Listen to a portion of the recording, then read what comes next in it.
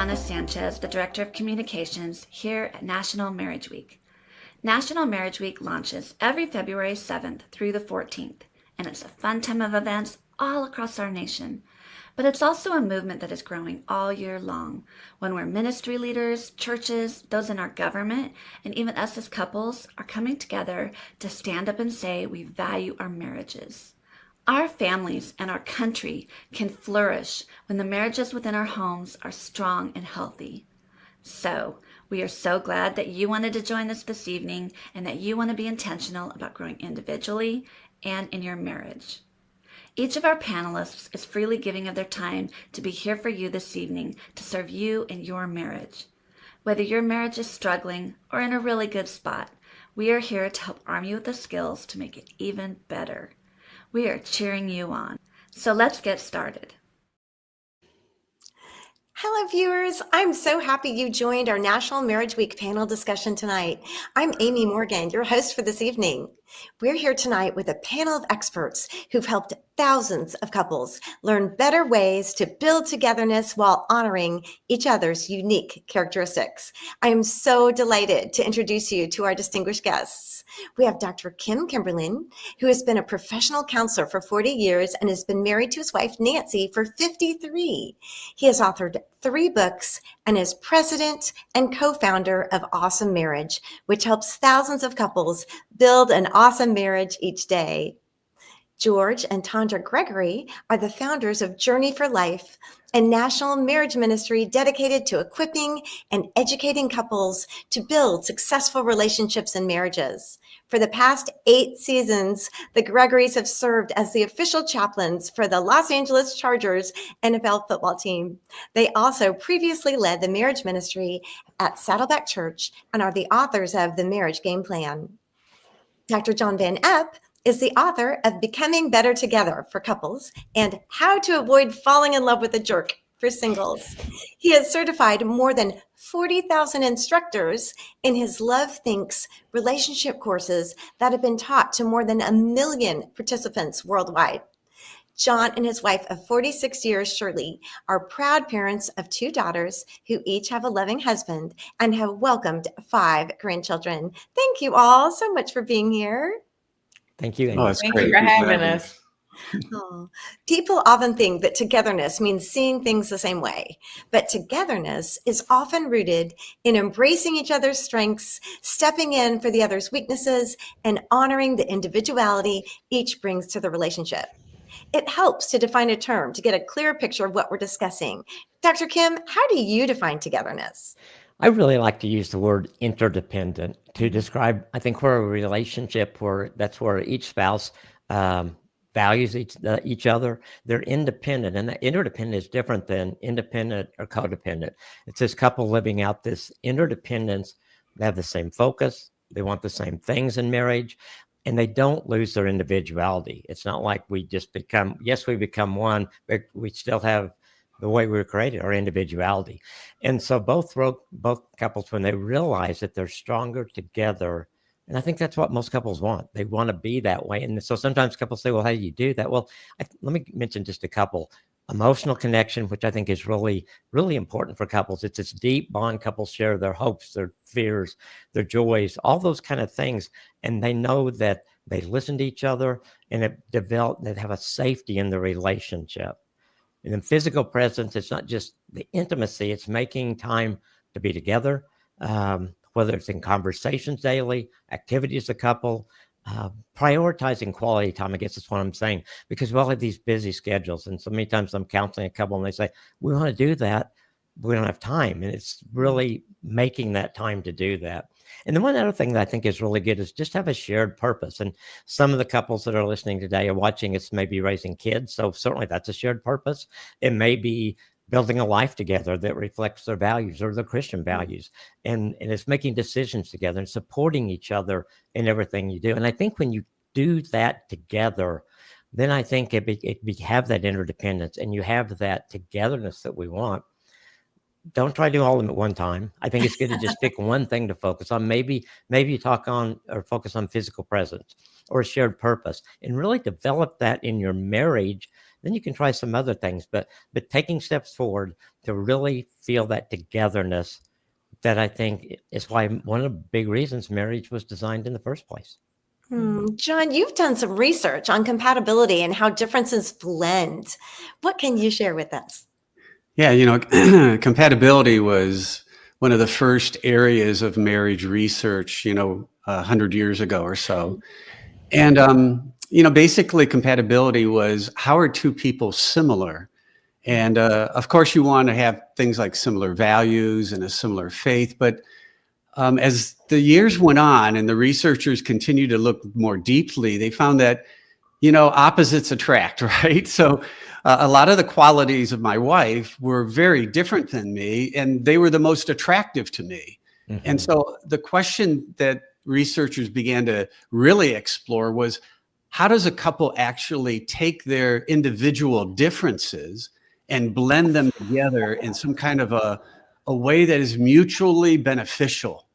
And I think the key to success, if you just want to kind of be reductionistic about this area of our differences, is, do the differences between me and my partner, do those differences, are they received with admiration or are they received with annoyance? Do the ways that my partner is different than me, do they annoy me, or do they cause me to just have great respect and admiration? And I think, I go back to when I first met my wife. We met in college. I was a transfer student and so I came in as a sophomore. She was coming in as a freshman, but we both ended up at the freshman orientation out at some, state park that the school was running at the time. So we get out there and, I will admit, I was a pretty heady guy at the time. I was very analytic. I was a very serious-minded person as a 19-year-old, and very quiet, kind of withdrawn and a bit introverted. And coming off of the bus, I see this young, vibrant, highly emotionally energetic woman that is a total opposite. And I was stricken with love at the very moment I saw her. And funny that I wrote a book, take your time in getting to know somebody. But I will admit, you can be struck with love on first sight. And that's what happened to me. And as I got to know her, I saw those differences were just things that I totally admired about her. She had this ability to make an emotional connection with people, almost immediately. And she was able to transport herself out of kind of her own perspective and connect with them in a way that she had more empathy and more understanding. And I would be kind of like in the background at the moment that she was doing all that. And I'm still kind of like stuck in my analysis, And over the years of our marriage, I've wanted to be more like her. And I would say in many ways, she wanted to be more like me. She wanted to be able to kind of step back and filter things through some analysis before just reacting. And I wanted to be more immediate in the moment. And that's what I think is a real kind of equation, a formula for success. Admire the differences in each other, that those areas of individuality that actually over the years will influence you to become more like your spouse and for them to become more like you.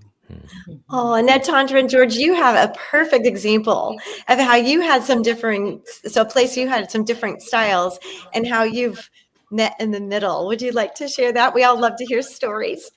Well, I feel like we'll let Tondra start off, but I feel like we're your case study tonight. Yes. That's what it is. We are the case study tonight. So very similar to what Dr. Van App was sharing about his wife, like differences attract us to each other, right? We admire in the person something that we don't have. And that admiration, the longer you've been married, becomes frustration, right? Because it's not how we are, and it challenges us and it pushes us. And so George and I are like very different and opposite in a lot of ways.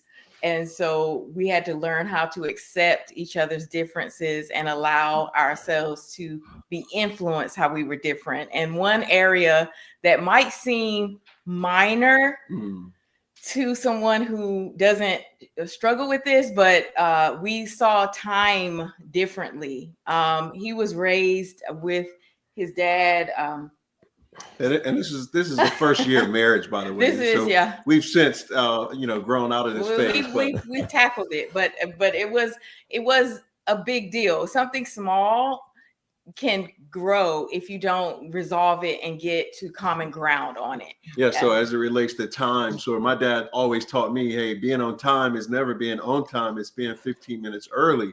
Whereas Tondra, I was raised with my mom, and it was like everybody expects you to be fashionably late, and it's actually rude to be there earlier on time. So, but this is in hindsight, we didn't know when someone said, be there at 10 o'clock. We both had two different ideas of what 10 o'clock means, right? And we were working from two different paradigms, not knowing why we were always getting in these intense fellowship moments right before we going somewhere. Yeah, and namely, so me being a pastor, some of our best intense moments of fellowship came right before church. Of course. Because always. to be on time for me was 15 minutes early, and she wanted to be 15 minutes fashionably late. But you can't do that when you're persistent in with the choir. And so what we learned though is we were looking at what was tearing us apart, and literally our first year of marriage, we were fighting a lot on this. And yet over the years, what we learned to do is to really talk about what it meant to be on time. She had no idea what I was talking about. I had no idea what she was talking about. But since we've come to some common agreements, and so when Dr. Van Epp says, talking about the differences, we just learned to accept each other's differences, but to say, I don't have a right to be 15 minutes early anymore. She didn't have a right to be 15 minutes late. And now we get to places just right on time. That's how we resolved it. We gave ourselves, we said, okay, it can't be George's way all the way, and it can't be Tondra's way all the way. We have to create our way. And each one of us had to give up something for the sake of unity on this particular topic. And what we gave up our way, and each of our individual way, and came up with our way, which was being right on time. So if someone says 10 o'clock, we're both shooting to be there at 10 o'clock. But I really just turned the clocks 5 minutes up faster. Well, you know what? You developed a strategy for winning, and that's something that you teach in your marriage game plan, and that's something that all of us, our viewers, can look forward to learning. Now, Dr. Kim, too, you kind of talked about a serving aspect too. Yeah, I think it is important to serve each other, and that's kind of a way of putting Nancy's needs in front of my needs. And I think when we first met, it was kind of like we liked each. I mean, when I met her, we were the same kind of thing as Dr. Van Epp. Nancy was a freshman coming into TCU. I was a junior. Had a blind date, and I didn't like blind dates. I almost didn't go.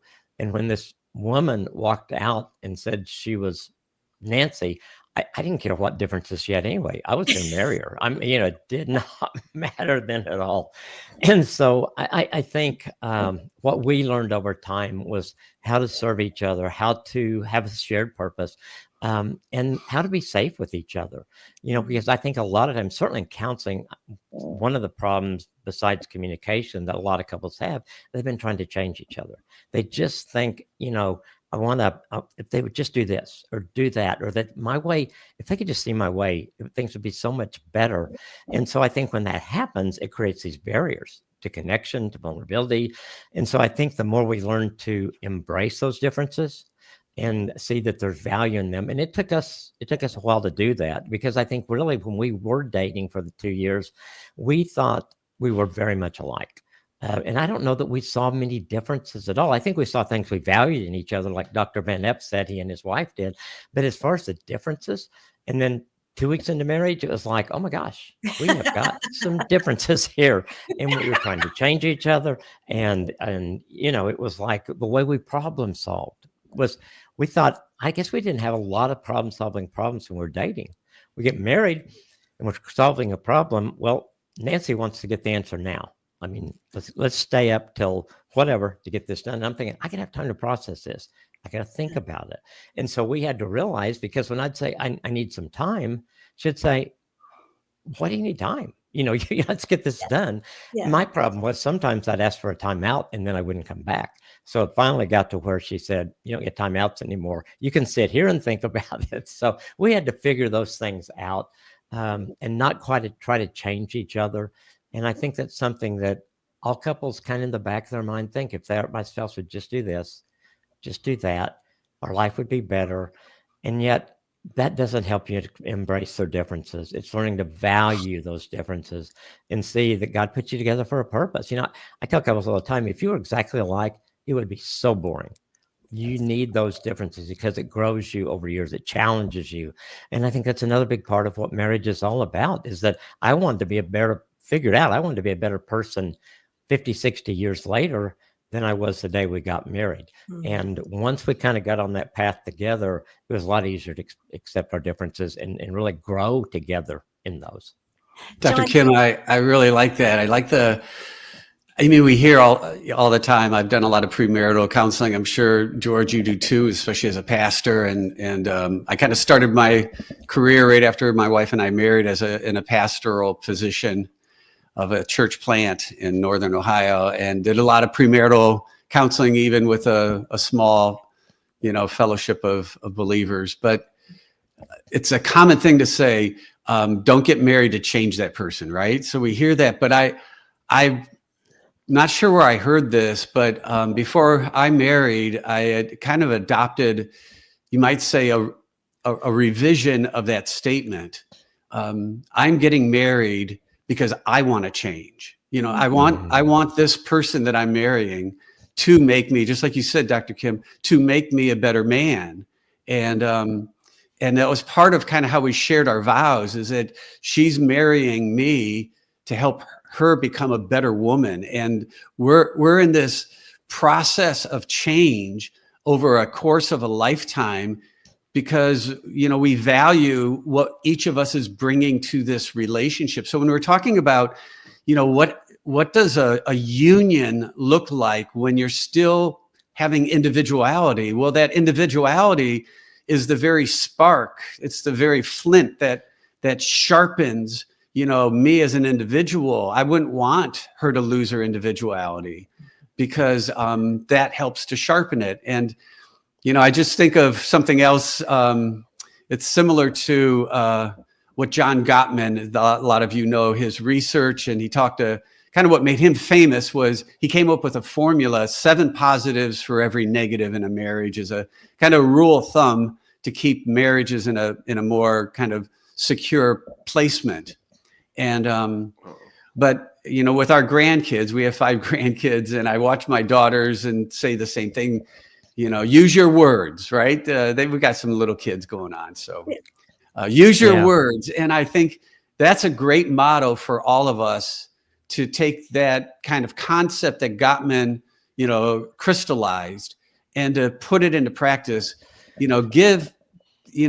put into words your appreciation for your partner, what you see about their individuality that you really like and that you appreciate. And I'll give you one quick example. So, back when our kids were growing up, my wife and I would do Christmas shopping at the mall. So, I know we do a lot of things online now, and kind of lost that fun of going to the mall or going shopping together and, looking for presents for people in the family and all of that. Well, a lot of my buddies, they hated shopping with their wives. I mean, they would kind of do just about anything to get out of going shopping with their wives, because their wives were always, they were malingerers. They would just always be, right? They would always. That's a man word. Right. They would be, the husbands would be sitting out in the bench, and the wife would be in the store for the last 30 minutes. Well, my wife's just the opposite. She is a very, very decisive shopper, and way more decisive than me. And so she'd walk into some stores, look around, and literally within about 15 seconds be like, there's really nothing here that's gonna suit anybody. And I'd be like, babe, I love you so much. I mean, you're phenomenal. And that, those gifts that your partner has, those qualities of personality and thinking and emotion and management of life and being able to identify exactly what somebody needs, which my wife is so good at. She has this sixth sense about her. And so she buys gifts that are exactly what people need. And I don't know how she figures it out. But everybody listening that is married has a spouse that has some of these same qualities of differences that need to, be put into words, and they need to be able to be highlighted. I would say compliment with description. Yeah. Don't just compliment and say, hey, that was a great meal, thanks. What was it about the meal that was so great? You look beautiful, babe. What is it that makes her look beautiful?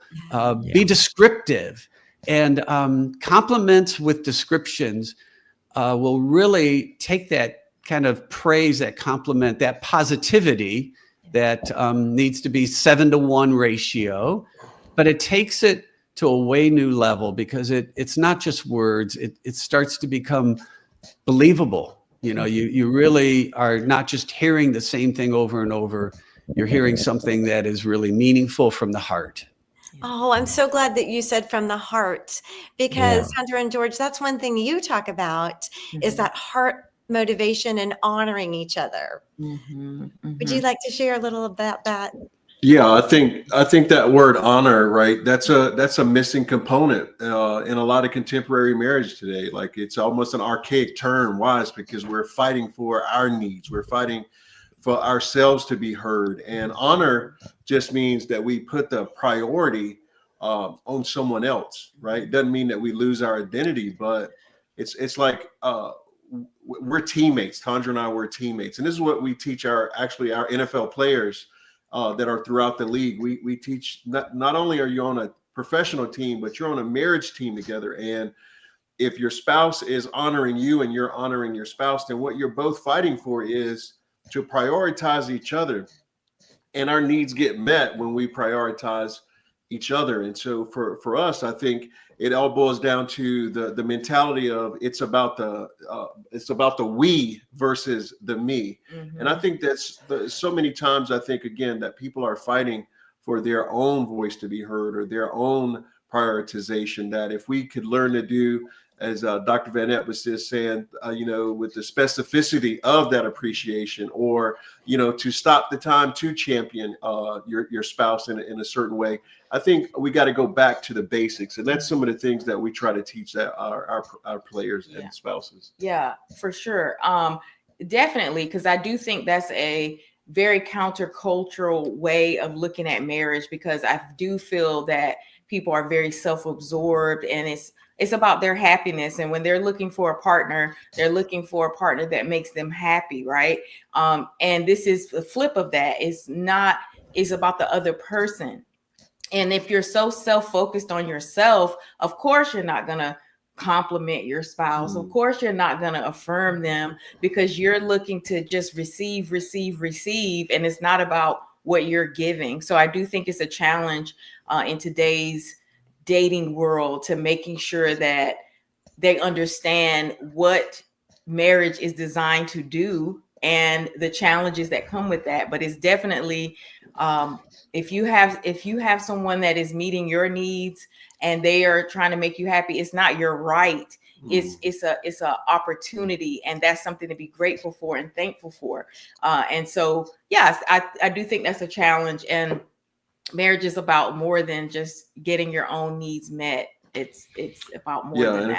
if I can just share a very personal example of this in our marriage, is that so we were empty nesters before my daughter went to school. This was during COVID. So when she finally went to school, we were empty nesters for 30 days. And then my mother had to move in, right? And what we all prepare for is when the kids get out of the house, then as lovers, we could do what we want to do. And yet when mom moved in, there was a difference in the house. And yet Tondra prioritized me. And I got to say, man, she's the hero for this, because my mother moved in the house with Alzheimer's dementia. Mhm. And that meant that a lot of the things that Tondra wanted were put on the back burner for a season. And she just honored me so much by when I travel with the team, which is, she reminds me, is every weekend for half the year I'm gone. And but yet she was taking care of my mother for 3 years, all those weekends, and really honoring me in a sense of, you know, taking her to the doctors and things of that nature. And so we don't know what's going to come out of the gate, if you will, in our marriages. We don't know what we're going to have to fight against. But if we honor one another, if we put each other's needs before our own needs and prioritize them, I think we'll have more marriage champions around the country and the world. Yeah. That is a But- beautiful, beautiful story. My mother had dementia, so that's very, I can personally identify with the difficulty of that. Dr. Kim, you have some really neat resources and things, you know, teaching your couples to understand before they, you know, want to be understood themselves, how to listen well. Can you talk about some of those things? Sure. And I think, I think some of that, I love what George and Tondra and Dr. Van Epp said. I think they hit on so many important things that we deal with that I see in the counseling all the time. And especially the selfishness that helping couples realize most of them how to serve. Some of them don't really know where to start at step one. And yet once they get a hold of that, it makes a difference. I wish Nancy and I had Dr. Van Epp do our premarital counseling. I think we would have had a much better start because we were pretty selfish at that time. And it took us time to work through that. And I see that some couples, I think, get marriage from the beginning. A lot of us didn't. And we had a lot of work to do and continue to do that. And so some of the things that we do in our marriage and that we teach and talk about, just communication is such an important thing. One of the tools that I think we're giving to the couples is our 30-day communication challenge. And it's just every day it gives them one thing to do to improve their communication. We've had such great feedback on this for couples that have used it, and it just helps you get a jump start, because sometimes couples want to have better communication. They just don't know where to start. So most of our resources also in marriage are very, very practical like that. I think, so communication, I think also seeking to understand your spouse before I'm understood. I had learned a lot about listening, and I think a lot of us do. And someone years ago told me that you can listen 5 times faster than someone can speak. And I realized I'm not doing very good with that extra time.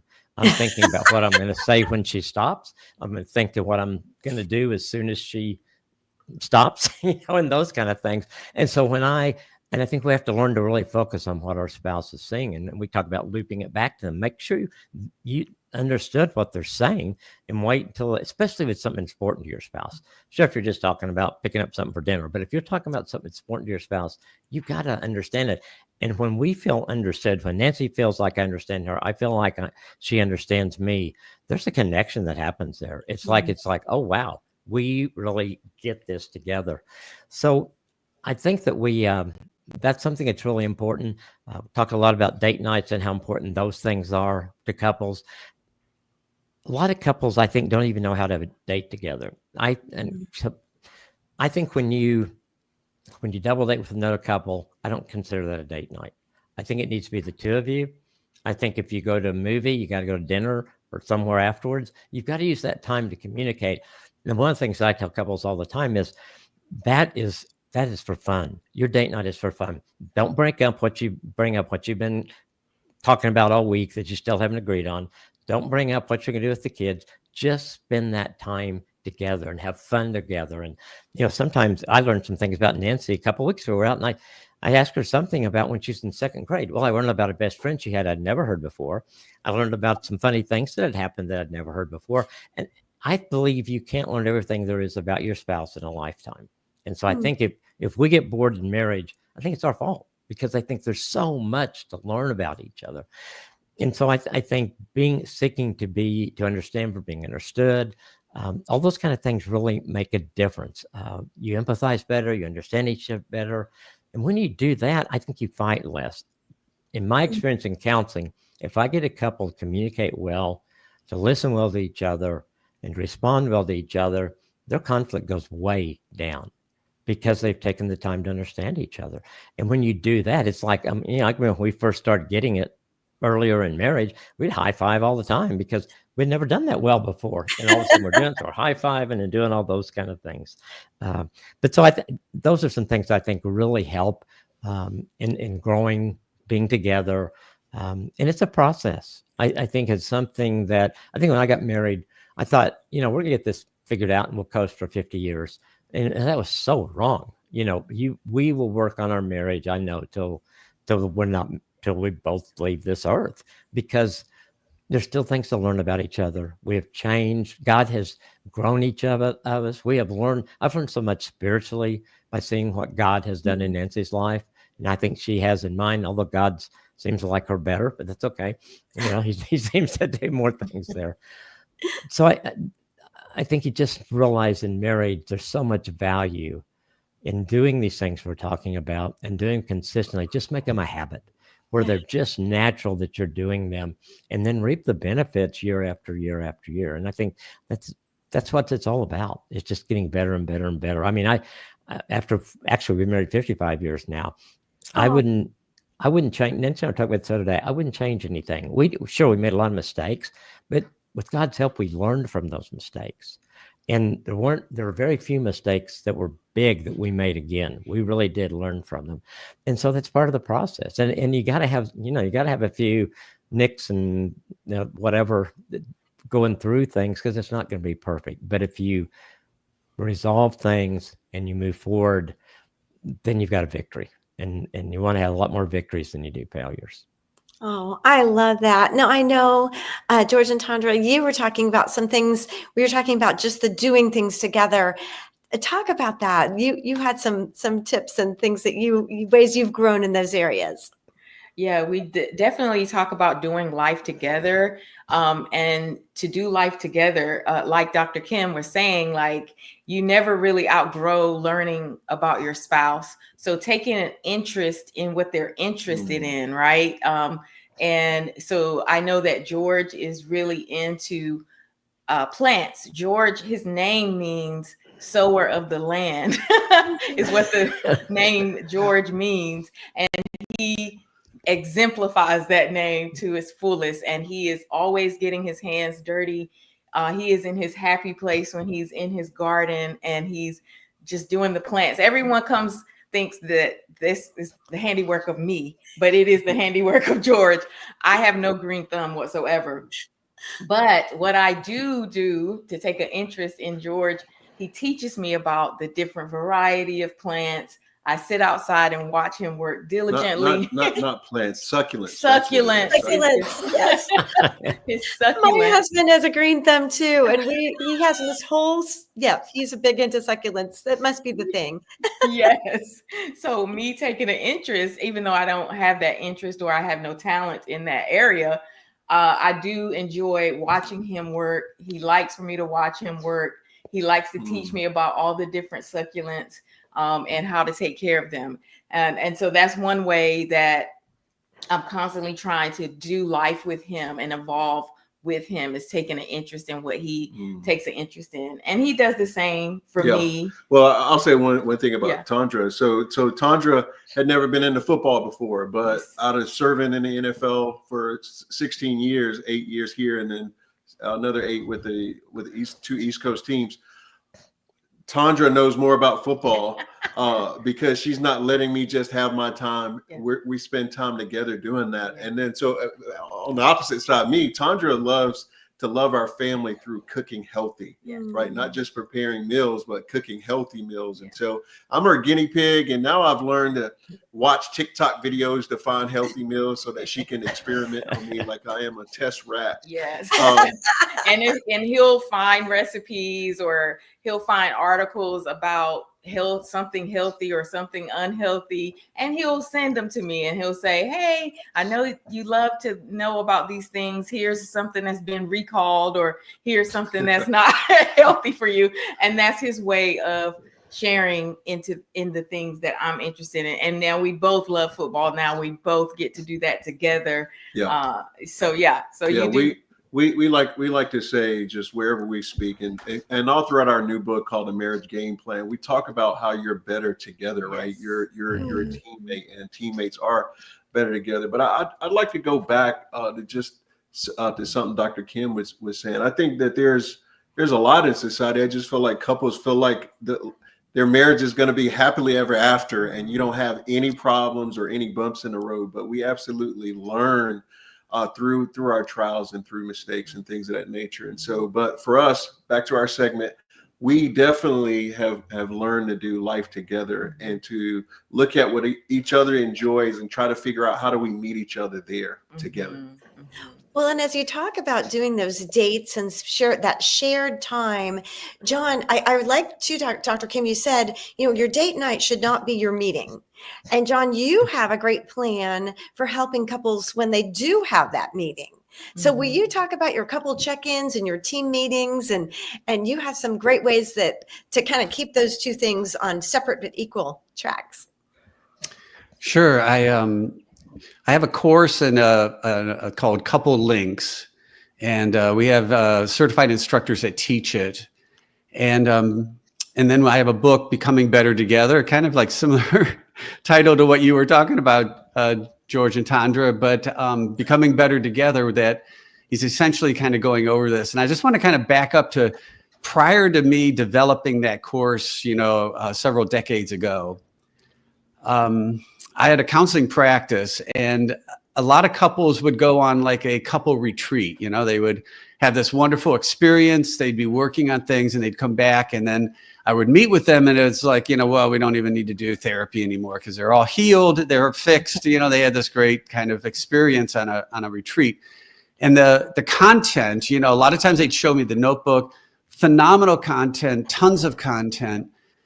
But what I found over and over and over through the years is that when couples got about 6 weeks, maybe 3 months past that event, I would ask them, hey, just curious, what are you doing from what you learned at that wonderful couples event that you went to over the weekend?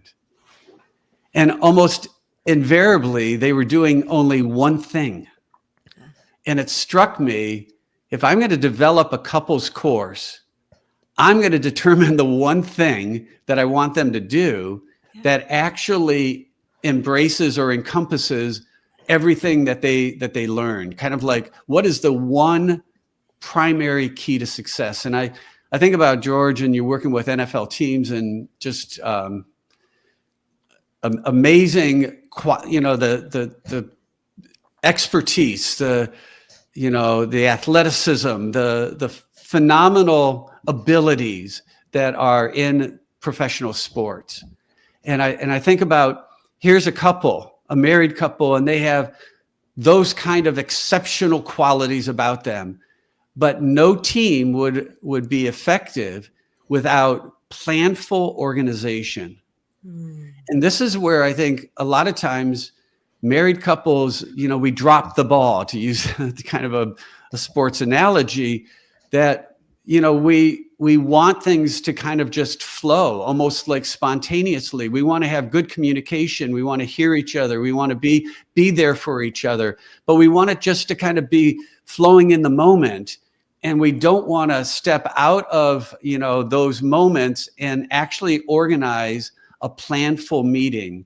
But no sports team could ever be successful without really good, organized, agenda-focused meetings. And so I put in the book, and I put in the program exactly, here are 5 major topic areas that are about the relationship and not the finances. I think that's a whole nother meeting that you can have as a couple. But this is about making sure your relationship closeness is actually being addressed. Your sex life is one of the 5. Your communication and staying in the know is one. Your attitudes of trust and respect is another. Your ways of meeting each other's needs, that kind of like interreliance of me stepping out of my world. We talked about honoring each other and sacrificing and seeing something that my wife needs and trying to meet it before she asks me to do something about it. And that's a third or a fourth. And then we have a fifth area of how we prioritize each other and have each other's back and support each other.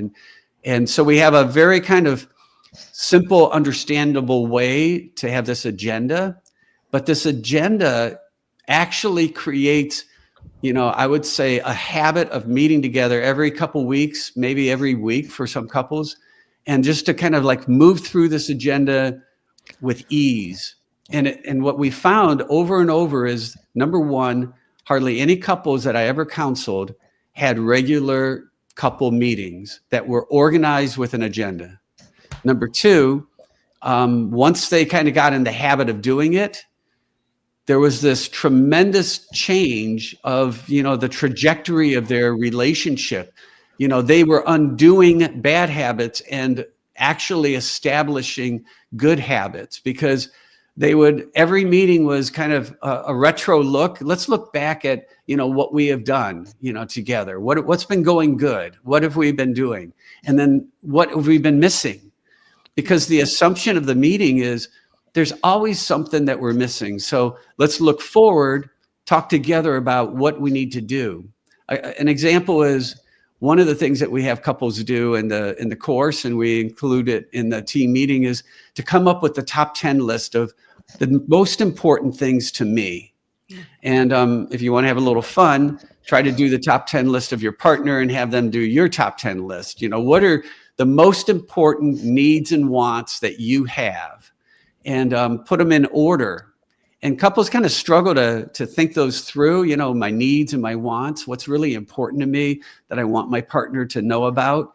But once both of them come up with their top 10 lists and they exchange them, it becomes part of the agenda of every team meeting. It's just one of those 5 areas, but it's an important area that they say, what of the top 10 have we met in your life last couple weeks? Which ones have we not met? Because you can't do everything in 2 weeks.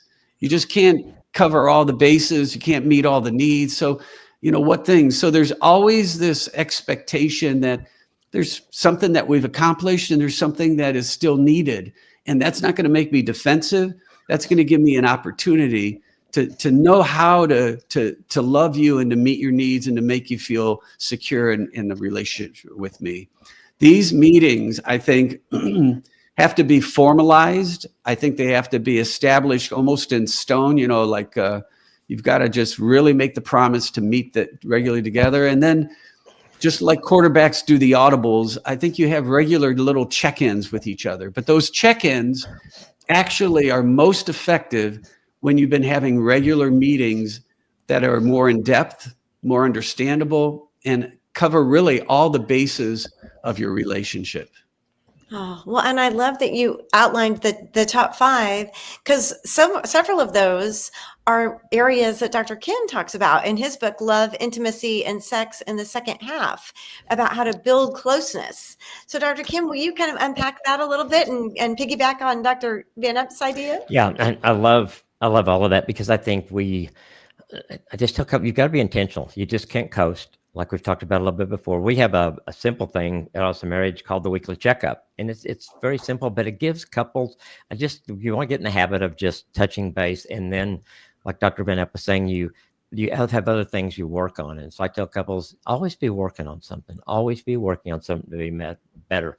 So this book came about just because I saw so many couples that go into the empty nest stage and they weren't prepared for it. And you look at divorce stats and you see there's a lot of divorces that happen then, because I think it's like we raised kids together, we were busy, we did this and that, and it's like the last child leaves and they look at each other and said, I forgot your name. It's almost like that. And so what a lot of that book is not to wait till you're in the second half to read it, but just to get together and to begin to do things that are going to build into your marriage, like everyone's talking about tonight, so that you don't get get there and just not have empty nest should be one of the best times of your marriage.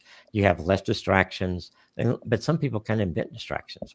So what we do, we talk about experiential intimacy, and that's really where you do those things together, because it helps you understand. It gives you, one thing that Nancy and I learned, sometimes we'd go to different things and we'd come home and try to tell each other about it, and it was okay, but it wasn't like experiencing it together, especially if maybe it was a worship night at church, or maybe it was an event that we went to, or even a movie that we saw.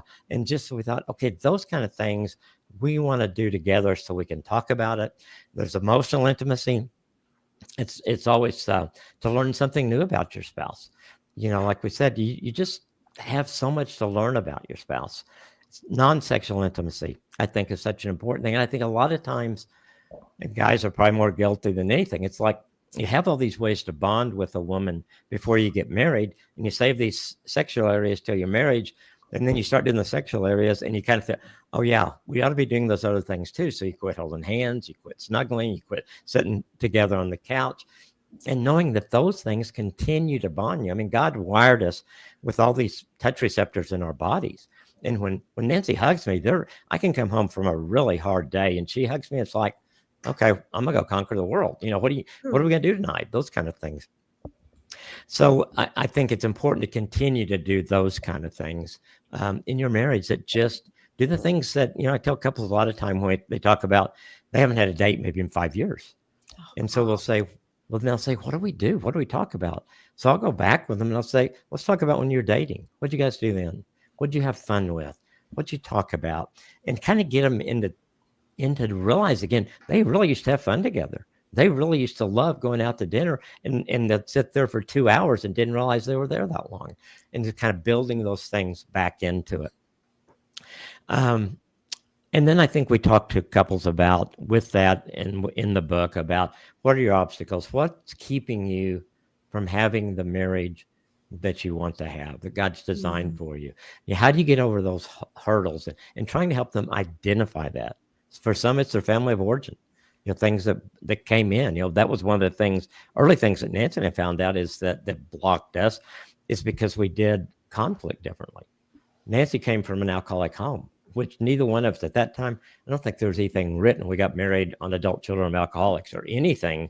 So we were just kind of stumbling through that. But one of the things that came up early, my family was a lot of fun, but we had a lot of times that were just quiet. And that meant everybody's okay. Well, I'd be sitting there quiet on a Sunday afternoon, and Nancy would be thinking, what's he thinking about? He's getting ready to blow up. What's going to happen next? And we had to realize how that family of origin influenced us, and that helped us overcome some of those things and kind of get on the right track. So you want to look at all those kind of things and learning to see each other as an asset.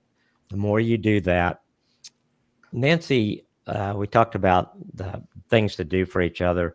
Probably early in our marriage, I think even we're dating, she always thanked me for everything. If I opened the door for her, if I picked something up, and she's continued to do that. And it's just, I know probably shouldn't even think about when she does it. It's such a habit now, but it means something to me. And it's taught me to do the same thing for her. She didn't have to thank me for making coffee in the morning. She didn't have to thank me for paying the bills that week. She didn't have to do those things, but because she does, I think it encourages me, and it makes me think, well, I want some more of those thank yous. And so I keep doing those things. And I think when we go back to the serving thing, sometimes we wait for our spouse to serve us. I think what makes the difference is when you say, I'm going to serve my spouse. And if my spouse doesn't respond today or tomorrow, or maybe for a month, I'm going to keep serving. And I think if you do that, things are going to change. Your spouse is going to say, yeah, I think I'll do that too. And so that's such an important thing right now in marriages, and I think, as we talked about, in our culture, there's so much selfishness, and I think that's why we have more divorces in the first year of marriage than ever before, because couples come in with the happily ever after. Cinderella is a great movie, but it's not a template for a marriage. And sometimes I think we put it there, and so you get into marriage, not happily ever after. It's like, what are we going to do? Well, you dig in is what you do. You turn into your marriage and not turn away from it. Well, George and Tondra, you had talked about that, about how looking for that agreement turning into your marriage instead of seeing the differences. And you use that in your playbook as a strategy. So talk about that, about how you've learned to do that. Yeah, really. I mean, our differences can pull us apart, right? But just like, I mean, sports kind of seems like a theme tonight, right? Big weekend. Like we can't always all be like QBs or wide receivers. So we all have to play our part, and what benefits the team, right? So I think that there are moments that sometimes we allow things to pull us apart, but how are we, sort of better together? So for us, I'll just tell you again some examples about us. So to go back to that time deal, right? So time was this thing that we were allowing to pull us apart, but overall, what it taught me was that as an A-type guy that does everything on my list, what I had to do was to listen to Tondra, because she loves the gray. She loves to live in the gray.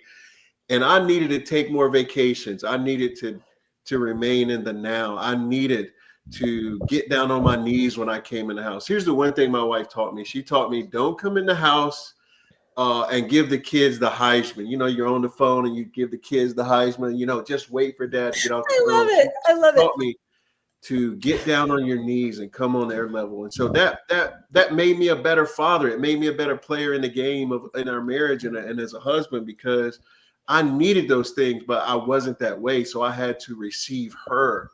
And for her, she's so, in the gray. I live in the gray, and George is very organized, systematic, and structured.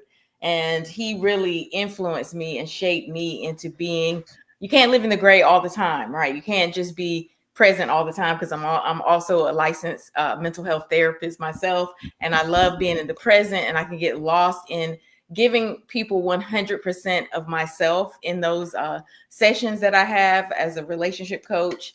And so he has taught me how to be systematic and organized, which helped me build my practice, because, yes, it is about people, but it's also like, to be successful at a business, you have to have a system and a strategy. You got to be organized. You got to schedule appointments, I would go over my one session, with one client, because I just want to help so much.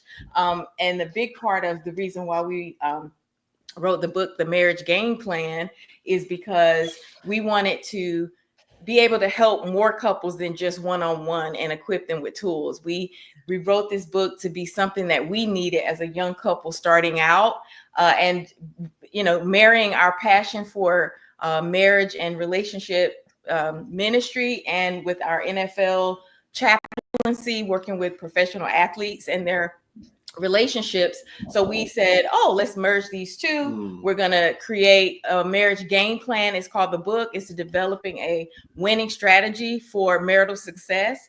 And in this book, we use sports analogies to help bring a different, fresher, new look at different different marital concepts, right? And so in this book, people will get a lot of like the practical tips. We have a lot of exercises for them to work on different aspects of communication, conflict resolution. One of the things that we're really proud of, by the time they get to the finish of the book, everything is building for them a game plan. And at the end, they will have their personal game plan that they can refer back to, and change and adjust as needed, because life is going to change and evolve. Yeah, and I'm glad you brought that up, because as I was listening to the two doctors tonight, I was thinking, hey, we're not doing that bad, and we're helping people, because what our doctors, and man, to all the listeners tonight, you are experiencing some great advice, tips, and tools, man, and that's what we all need in our marriage journey, and so I just want to thank our doctors. I mean, we're not finished, but I just saying, I think I'm high-fiving you guys, because I feel like when you got doctors that are willing to give you good advice, and as relationship coaches and marriage coaches like us, I just feel like all of our marriages get better when we can honcho each other and say, here's a few tips and tools for your tool belt. Well, George, man, very much in sync with you anyway, especially this idea of a game plan. And, the bulk of life is fluid. It's just flowing, right? We can't highly structure life, every moment. But that's why I say you've got to at least carve out that team meeting, because that has to be structured, and it has to be structured so that you don't, overlook areas. Or, I think about what Dr. Kim said about obstacles. I do believe one of the biggest obstacles that we as couples have, and it's just kind of maybe a universal tendency, is to be defensive if my partner is highlighting some deficit. I remember some corny episode from Everybody Loves Raymond where the cable goes out and Deborah says, hey, how about if we just sit here on the couch and talk? And he goes, why? What's wrong? And she goes, nothing's wrong. When's the last time we just sat on the couch and talked? He goes, the last time something was wrong.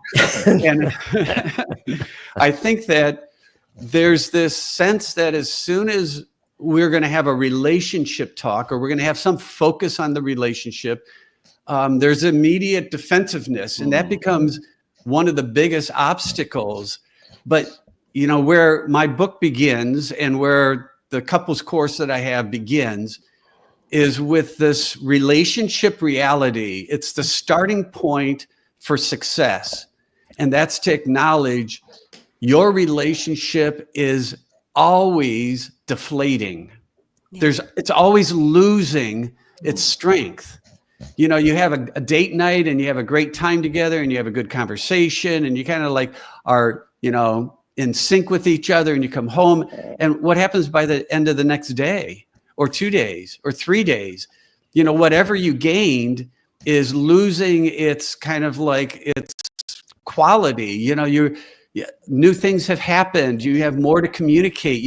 You felt close last night, but this is 2 nights later. We haven't talked since, and all of a sudden 48 hours of life have gone by. And we have, had a deflating of our closeness. And if couples can embrace the reality that a relationship is kind of like an appetite, right?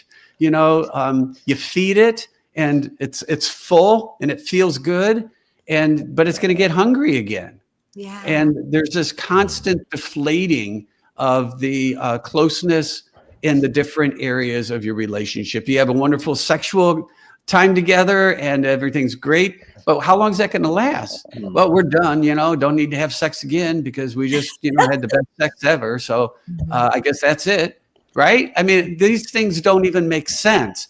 And yet we tend to function in our marriage, in our relationship, defensively if something looks like it is a deficit, if something is lacking, if something is deflated. But if we can start with the premise that it's always deflating, then the team meeting becomes a meeting to say, hey, let's identify what we've done good, how we've met each other's needs, how we have, had some successes over these last couple of weeks. But let's also look at where there's a slow leak, where's a deficit, what is missed. We have a saying that a lot of couples, they kind of bring things back up to full strength over and over. And then a new season of life, a complicated season of life, George's mother moves in, or you have a renovation, or you get a job promotion, or you get your third kid, or all these things happen simultaneously. And you're now in that season where you're distracted by all these things of life and you don't notice how things are slowly deflating.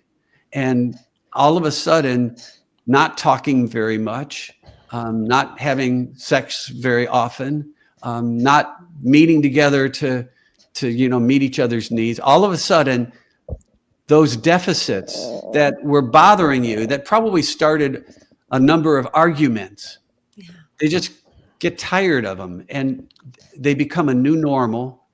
And your relationship is now stuck in a slow leak that can easily lead over the next few years to major blowouts. And this is what I saw in counseling. The vast majority of couples in crisis had, a slow leak that went undetected for years. And those slow leaks really harm them. And this is where I think if we can really help couples to say, have a team meeting, identify the slow leak, bring it back up to full strength, it will never go on very long. It will just be a short-term thing, and it's not a big deal. You've had, every couple has this. And so we really want to help to develop kind of an accumulation effect of positives. But that is done by having some organization with all the spontaneity. Well, and all of you agreed, as we were talking before, and the importance of prayer, and how when couples pray to God and pray together, that really kind of lowers the temperature. And it's hard to be selfish and angry when you're praying for or with somebody, and invites God to show up and to make a difference. And thank you so much, Dr. Van Epp and Dr. Kim, Tondra, George. Y'all have been just great. You have inspired and challenged us to get started building our teams.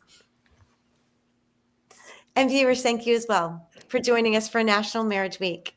Stay tuned. We're back every night this week through Valentine's Day. If you would like to continue to join us, make sure you sign up for each individual discussion. Find answers to your questions and register at marriageweek.org.